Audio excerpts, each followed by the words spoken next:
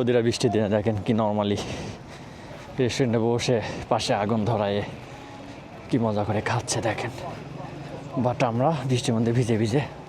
আমাকে যদি কেউ বলে আমাকে এখন প্রতি ঘন্টায় 500 রিয়াল করে দিবে, তারপরেও আমি বৃষ্টির মধ্যে কাজ করতে পারবো না ভাই। বৃষ্টি সব মিলিয়ে হেলমেটের কিন্তু কাজ দিয়ে কিছুই দেখা যাচ্ছে না। সব মিলিয়ে বৃষ্টির মধ্যে কাজ করা খুবই কষ্টকর একটা ব্যাপার।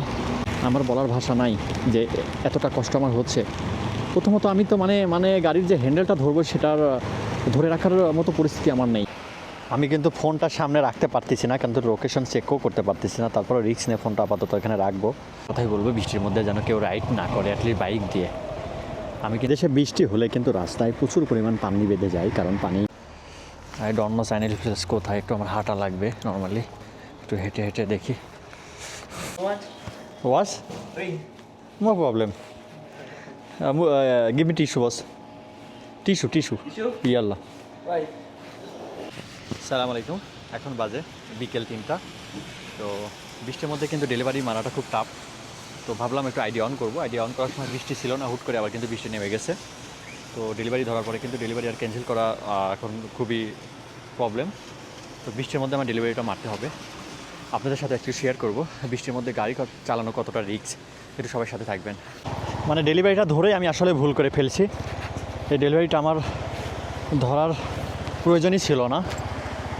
রে যত ঠান্ডা ততটা আবার বৃষ্টি।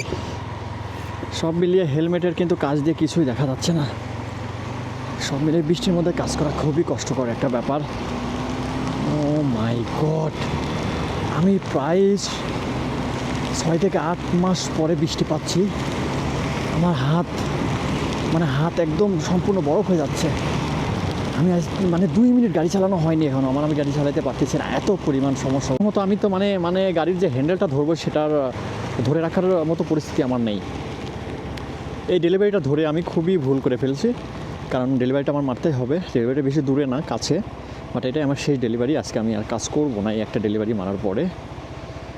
ভাই জীবনে বেঁচে থাকলে প্রচুর টাকা কামাবো, কিন্তু এই এত রিস্ক নিয়ে, জীবনের রিস্ক নিয়ে কখনও কাজ করা যাবে না, অ্যাটলিস্ট দেশের বাইরে থেকে। ঠিক আছে, এদেশে কিন্তু বৃষ্টির দিনে প্রচুর পরিমাণ অ্যাক্সিডেন্ট হয়, যার কারণে কিন্তু দেখেন একটা ট্রাফিক স্টপে কিন্তু অনেক রাইডার দেখা যায়, কিন্তু আজকে কোনো রাইডার দেখতে পারতেছে না। সামনে একটা রাইডার দেখা যাচ্ছে কি তার, বাট কোনো রেড কোট নাই, কোনো সেফটি নেই, কিচ্ছু নেই। সে কিন্তু বাইক চালাচ্ছে ভিজে ভিজে। এইভাবে কিন্তু কখনো গাড়ি চালানো যাবে না। আমাকে যদি কেউ বলে আমাকে এখন প্রতি ঘন্টায় 500 রিয়াল করে দিবে, তারপরেও আমি বৃষ্টির মধ্যে কাজ করতে পারবো না ভাই। আমি এক্সকেলেটার ধরে রাখতে পারতেছি না, এত পরিমাণ কষ্ট হচ্ছে। মানে হাত আমার টাচ ধরে যাচ্ছে, হাতের রক্ত চলাচল বন্ধ হয়ে যাচ্ছে, এত পরিমাণ ঠান্ডা লাগছে। এবং ঠান্ডা তো আছে, তার পরিমাণে কিন্তু বৃষ্টি হচ্ছে।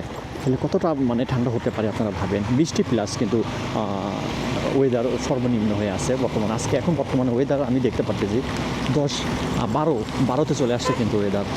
ঠিক আছে, আমি কিন্তু ফোনটা সামনে রাখতে পারতেছি না, কিন্তু লোকেশন চেকও করতে পারতেছি না। তারপরে রিস্ক নিয়ে ফোনটা আপাতত এখানে রাখবো। জানি না ফোনে পানি ঢুকলে কী হবে। ফোনটা কিন্তু অর্ডার করবো না, আল্লাহ ভালো জানে কী হতে চলেছে আমার সাথে আজকে। গাড়ি এবিএস 2টা ব্রেক গাড়ি কিন্তু 2টা ব্রেক এবিএস, কিন্তু ব্রেক সম্পূর্ণভাবে দেখেন আমি ব্রেক করতেছি, ব্রেক হচ্ছে না। আমি হালকা ধরলে কিন্তু গাড়ি ব্রেক হয়ে যায়, জায়গায় থেমে যায়, বাট গাড়ির সেইভাবে ব্রেকও হচ্ছে না। তার মানে আপনি বুঝতে পারছেন যে কত পরিমাণ রিস্ক বৃষ্টির দিনে বাইক চালানো। সো আমি একটা কথাই বলবো, বৃষ্টির মধ্যে যেন কেউ রাইড না করে, অ্যাটলিস্ট বাইক দিয়ে। দেশে বৃষ্টি হলে কিন্তু রাস্তায় প্রচুর পরিমাণ পানি বেঁধে যায়, কারণ পানির ড্রেনগুলো অনেক সেভাবে ড্রেন নাই। প্রত্যেকটা ম্যানহোল করা আছে, ম্যানহোল দিয়ে পানি ঢুকে যায়, বাট ম্যানহোল দিয়ে পানি ঢুকতে অনেক টাইম লেগে যায়। এবং 18-20-25 কিলো স্পিডে যদি আমি গাড়ি চালাই, তাহলে আমি একটা ডেলিভারি করতে আমার কতটা টাইম লেগে যাবে একটু ভাবেন। তারপরও লাইফের রিস্ক সব মিলিয়ে দেখতে পারছেন রাস্তার অবস্থাটা কি আজকে, দেখতে পারছেন। এর মধ্যে কি কেউ ডেলিভারি করতে পারবে? এর মধ্যে কি কেউ বাইক চালাতে পারবে সম্পূর্ণভাবে? মাতামে চলে আসছে। মাতামটার নাম Chinese place. I don't know Chinese place কোথায়। একটু আমার হাঁটা লাগবে নর্মালি, একটু হেঁটে হেঁটে দেখি।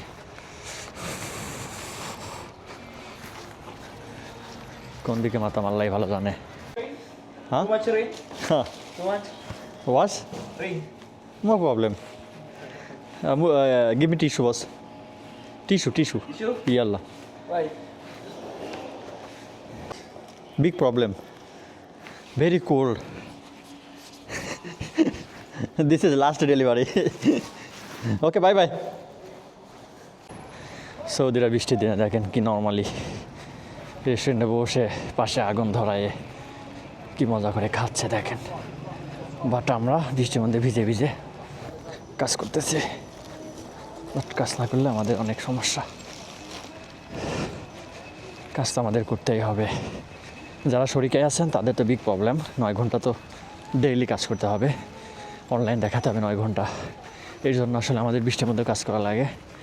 বাট 9 ঘন্টা নাও হয় যদি, তারপরেও আমার পক্ষে আর কাজ করা সম্ভব না বৃষ্টির মধ্যে ভিজে ভিজে।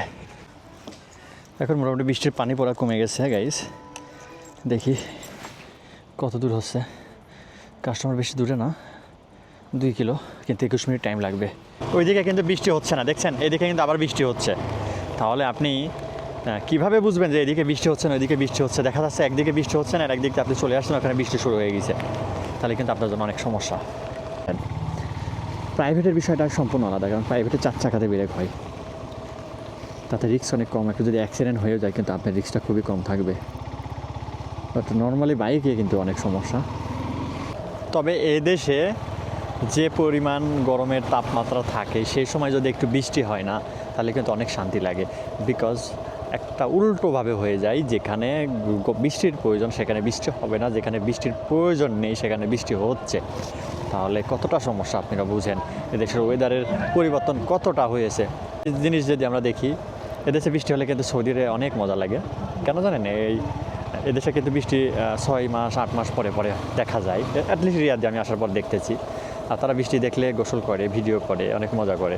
তার মানে তাদের কাছে বৃষ্টিটা অনেক আনন্দময় একটা ব্যাপার। কিন্তু বৃষ্টি আসলে একটা রহমত আল্লাহ থেকে আসে। তো আমাদের কাছে কিন্তু অনেক কষ্টকর ব্যাপার, কারণ আমরা বাইক চালাই। আর যারা রাইড করে তাদের জন্য বৃষ্টির মধ্যে বাইক চালানোটা খুবই টাফ। বন্ধুরা, আমি কিন্তু লাস্ট লোকেশনে আসছি। কাস্টমার লোকেশনে এসে 2 কিলোমিটার আসতে আমার প্রায় 10 মিনিট টাইম লেগে গেছে। Yes, hanger station, room number 303। Yes না, floor 3। Thank you. Floor number 3। I will come 1 minute.